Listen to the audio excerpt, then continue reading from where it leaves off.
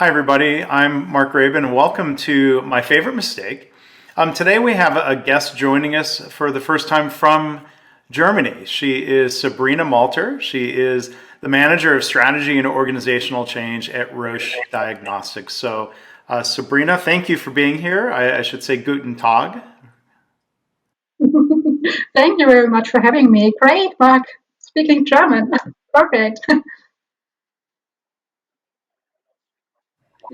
Where I am, I should Yes, be thank saying you. for me, Guten Morgen. But Oh, great. I think you're speaking much more, perhaps. Great pronunciation. not really. Your English is a million times better than my German. So Thank you. I'm looking forward to the conversation today. But if you can help get things started for us, please, Sabrina. What's your story about your favorite mistake? Yes, certainly. I have two. I have one that which came really immediately to my mind when I thought about my mistake. One thing where I really it's very clear for me when it happened, and it was immediately clear that it was a mistake, and I really quite quickly learned from it. And I thought, oh yes, I would like to share that because it's very common, but still I think people are struggling with these things, and it's perhaps nice to share it. And then I thought a little bit more and reflected a little bit more because I'm really much in reflecting at the moment, not only because it's beginning of the year, but because I realized more and more how important and how powerful reflecting it is. And just do a program with our common friend Katie Anderson, and it's much about reflecting. And I recognize that there's another topic which is not so easily to see, perhaps, or it wasn't easily to see for me, but which is perhaps more profound. And so I want to share two things.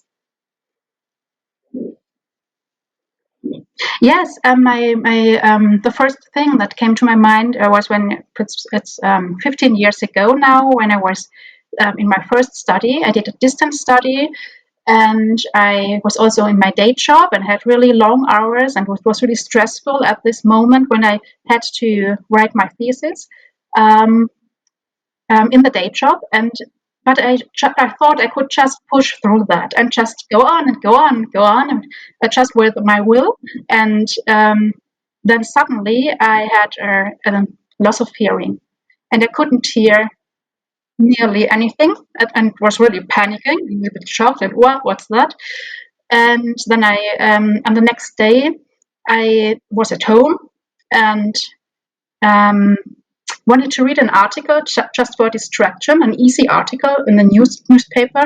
And when I was on the bottom, I couldn't remember how it started, and I thought, oh no, I'm losing my brain. It doesn't work anymore, um, and I didn't know at this moment that it will. 2 weeks later, it was quite better again. Was already better again, and so I really panicked, and therefore perhaps it's really sticked. Um, this peeping in my ear did take much longer to go away, but after 2 or 3 weeks, yes, I could concentrate again quite normally. But I took a break for my study, and since then I really took that with me, and it's really important for me. And now I'm really grateful for this experience. When I have a slightest beeping in my ear, I reflect, or I think about, is it perhaps too much? And if it's too much, and most of the time it is, it's really my warning signal.